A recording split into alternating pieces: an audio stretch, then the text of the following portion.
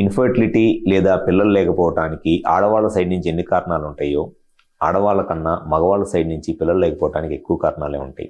కానీ చాలా మందిలో ఉండే అపోహ ఏమిటి అని అంటే, పిల్లలు లేకపోవడానికి కారణాలన్నీ ఆడవాళ్ళ సైడ్ నుంచి ఉంటాయి అనే ఒక అపోహతో చాలామంది మగవాళ్ళు అసలు వాళ్ళ సైడ్ నుంచి ఏదైనా ప్రాబ్లం ఉందా అనేది చెక్ చేయించుకోవడానికి ఇష్టపడరు, ట్రీట్మెంట్ చేయించుకోవడానికి అసలే ఇష్టపడరు. ఒకవేళ చాలామంది మగవాళ్ళు ఏదైనా ట్రీట్మెంట్ చేయించుకోవడానికి ఇష్టపడినా వాళ్ళు చేసే ఒక మిస్టేక్ ఏమిటి అని అంటే, మగవాళ్ళు కూడా వాళ్ళ వైఫ్ ట్రీట్మెంట్ చేయించిన లేడీ డాక్టర్ దగ్గర లేదా ఐవీఎఫ్ స్పెషలిస్ట్ దగ్గర ట్రీట్మెంట్ చేయించుకుంటా వాళ్ళ వీరకణాల కౌంటు లేదా కదలికలకి ప్రాబ్లం ఏంటి అనేది తెలుసుకోకుండా నెలల తరబడి మల్టీవిటమిన్ టాబ్లెట్స్ వాడుకుంటా టైం అండ్ మనీని వేస్ట్ చేసుకుంటూ ఉంటారు. సో ఎవరిలో అయితే ఈ పిల్లలు లేక బాధపడుతున్నారో అటువంటి దంపతులలో వాళ్ళు చేసే కామన్ మిస్టేక్ ఏంటి అని అంటే, మగవాళ్ళు కూడా వాళ్ళ వైఫ్ ట్రీట్మెంట్ చేయించిన లేడీ డాక్టర్ దగ్గర ఐవీఎఫ్ స్పెషలిస్ట్ దగ్గర ట్రీట్మెంట్ చేయించుకోవడం.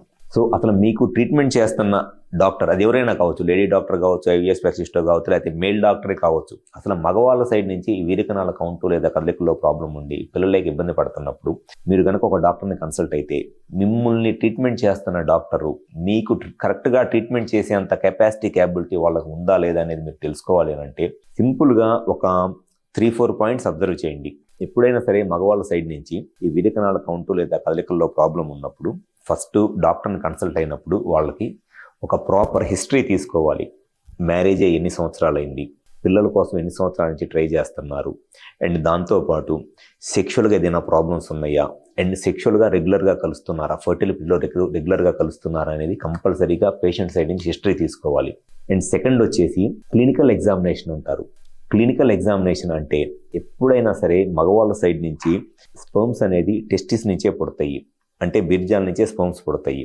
క్లినికల్ ఎగ్జామినేషన్ అంటే కరెక్ట్గా టెస్టిస్ సైజ్ ఎలా ఉంది.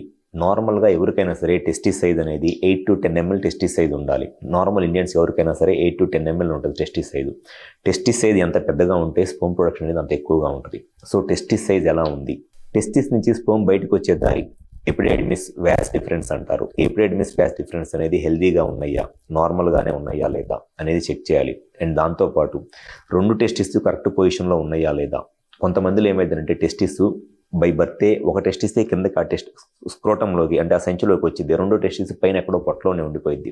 సో వాళ్ళకి ఆ కిందకు వచ్చిన ఒక టెస్టిస్తే ఫంక్షన్ చేస్తున్నట్లు పైన ఉన్న టెస్టిస్ ఎట్లాగో ఫంక్షన్ చేయదు. సో ఆ 2 టెస్టిస్లు కరెక్ట్గా ఉన్నాయా లేదా. అండ్ కొంతమంది అసలు 2 టెస్టిస్లు ఉండవు. సో అసలు ఆ టెస్టిస్ ఎలా ఉన్నాయి, 2 సరిగ్గా ఫంక్షన్ చేస్తున్నాయా లేదా, ఇవన్నీ. అండ్ దాంతోపాటు టెస్టిస్లో వ్యారికోసిల్ అంటే టెస్టిస్ లోపల ఉన్న రక్తనాళాలు ఏమైనా డ్యామేజ్ అయిపోయి దానివల్ల స్పర్మ్ కౌంట్ ఏమైనా తగ్గుతుందా, వ్యారికోసిల్ అనే ప్రాబ్లమ్స్ ఏమైనా ఉన్నాయా అనేది క్లియర్గా చెక్ చేయాలి. ఇవన్నీ ఎప్పుడు తెలుస్తాయి అని అంటే ఏ టెస్టుల మీద ఆధారపడితేనో తెలియదు. జస్ట్ క్లినికల్ ఎగ్జామినేషన్ అంటే పేషెంట్ డాక్టర్ దగ్గరికి వచ్చినప్పుడు ఒక ప్రాపర్ హిస్టరీ తీసుకొని వాళ్ళకి మ్యారేజ్ ఎన్ని ఇయర్స్ అయింది, సెక్షువల్ లైఫ్ ఎలా ఉంది, రెగ్యులర్గా కలుస్తున్నారు లేదని ప్రాపర్ హిస్టరీ తీసుకొని నెక్స్ట్ పేషెంట్ క్లినికల్ ఎగ్జామినేషన్ చేయాలి. జస్ట్ టెస్టిస్ని పట్టుకొని కనుక ఫీల్ అయితే అర్థమైపోయింది టెస్టిస్ సైజ్ ఎలా ఉంది, టెస్టిస్ సాఫ్ట్గా ఉందా ఫర్మ్గా ఉందా అనేది. కొంతమంది టెస్టిస్ చాలా మెత్తగా ఉంటుంది, సాఫ్ట్గా ఉంటుంది, అంటే ఆ టెస్టిస్ సరిగ్గా ఫంక్షన్ చేయట్లేదు అని అర్థము. నార్మల్ టెస్టిస్ ఏంటి అని అంటే ఫర్మ్గా ఉండాలి. ఫర్మ్గా అంటే మన ఫింగర్ పల్ప్ ఉంది కదా, ఈ ఫింగర్ పల్ప్ ఎట్లాగైతే ఉంటుందో, లేకపోతే ఈ ఏరియా ఉంది కదా హ్యాండ్లో, ఈ ఏరియా ఎలా ఉందో అట్లా ఉండాలన్నమాట టెస్టిస్ సైజ్. అంతేగాని మెత్తగా దూదిలాగా ఉండకూడదు, ఒక బాల్ లాగాను. సో టెస్టిస్ ఫర్మ్గా ఉందా, సాఫ్ట్గా ఉందా, టెస్టిస్ సైజ్ ఎలా ఉంది, ఇన్ఫెక్షన్స్ ఏమైనా ఉన్నాయా, వ్యారికోసిల్ ప్రాబ్లం ఏమైనా ఉందా, అండ్ ఎపిడెడిమిస్ ఎలా ఉంది, ఇవన్నీ క్లినికల్ ఎగ్జామినేషన్ చేస్తేనే తెలిసిద్ది. సో ఈ proper clinical examination and proper history ఎప్పుడు తెలిసిద్ది అని అంటే ఒక ఆండ్రాలజిస్ట్ని కలిస్తేనే తెలిసిద్ది. కానీ మగవాళ్ళు చేసే మిస్టేక్ ఏంటి అని అంటే, మగవాళ్ళు కూడా వాళ్ళ వైఫ్ ట్రీట్మెంట్ చేయించిన లేడీ డాక్టర్ దగ్గర ఐవీఎఫ్ స్పెషలిస్ట్ దగ్గర ట్రీట్మెంట్ చేయించుకుంటా అవసరమైన టెస్టులు చేయించుకుంటా నెలల తరబడి మల్టీవిటమిన్ టాబ్లెట్స్ వాడుకుంటా టైం అండ్ మనీని వేస్ట్ చేసుకుంటారు. జస్ట్ ఒక ఆండ్రాలజిస్ట్ని కనుక కన్సల్ట్ అయినట్లయితే నేను చెప్పిన హిస్టరీ కరెక్ట్గా తీసుకుంటారు. అండ్ దాంతోపాటు ఈ క్లినికల్ ఎగ్జామినేషన్ అనేది కరెక్ట్గా చేస్తారు. కాబట్టి మ్యాక్సిమం ఇన్ఫర్మేషన్ ఈ స్పర్మ్ కౌంట్లో ప్రాబ్లం ఉండటానికి ఏంటి అనేది ఆ క్లినికల్ ఎగ్జామినేషన్లోనే తెలిసిపోయింది.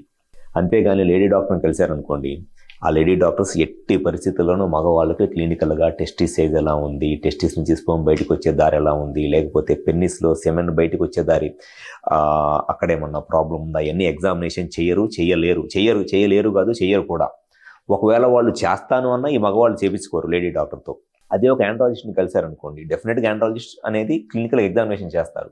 నా దగ్గరికి వచ్చే ప్రతి పేషెంట్కి నేను 100% అసలు క్లినికల్ ఎగ్జామినేషన్ అనేది ఖచ్చితంగా నేను చేస్తాను. టెస్టిస్ సైజ్ ఎలా ఉంది, టెస్టిస్ నుంచి స్పోమ్ బయటకు వచ్చేదాన్ని, ఇవన్నీ నేను ఖచ్చితంగా ఎగ్జామినేషన్ చేస్తాను. సో మగవాళ్ళ సైడ్ నుంచి కామన్గా చేసే మిస్టేక్ ఏంటి అని అంటే, వాళ్ళ ట్రీట్మెంట్లో భాగంగా మగవాళ్ళు కూడా వాళ్ళ వైఫ్ ట్రీట్మెంట్ చేయించిన లేడీ డాక్టర్ దగ్గర, ఐవీఎఫ్ స్పెషలిస్ట్ దగ్గర ట్రీట్మెంట్ చేయించుకుంటాం.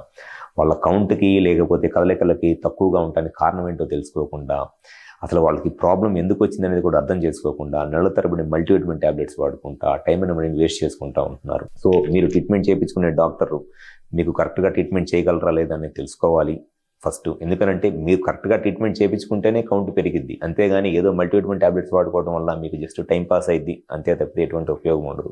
సో మగవాళ్ళ సైడ్ నుంచి ఈ స్పెర్మ్ కౌంట్కి సంబంధించి ఎటువంటి సమస్యలు ఉన్నా, ఒకవేళ మా హాస్పిటల్లో కనుక కన్సల్ట్ అవ్వాలి అనుకుంటే, మాకు విజయవాడ, వైజాగ్, రాజమండ్రి, నెల్లూరు మరియు కర్నూలులో బ్రాంచెస్ ఉన్నాయి. ఈ 5 ప్లేసులు ఎక్కడైనా సరే వచ్చి హాస్పిటల్లో కన్సల్ట్ అవ్వండి. గ్యారంటీగా మీ సైడ్ నుంచి స్పెర్మ్ కౌంట్ రిలేటెడ్గా ఏ ఇష్యూస్ ఉన్నా సరే దానికి గ్యారంటీగా నేను విత్ ఎవిడెన్స్ క్లినికల్ ఎగ్జామినేషన్ చేసి అన్నీ చెప్తాను. డెఫినెట్గా మీకు దాన్ని బట్టి మీకు ట్రీట్మెంట్ ఆప్షన్స్ అనేవి చెప్పడం జరుగుతుంది. మ్యాక్సిమం మీ స్పెర్మ్ కౌంట్ ఇంప్రూవ్ అయ్యి న్యాచురల్గా ప్రెగ్నెన్సీ రావడానికి చాలా ఎక్కువ అవకాశాలు ఉంటాయి. Thank you.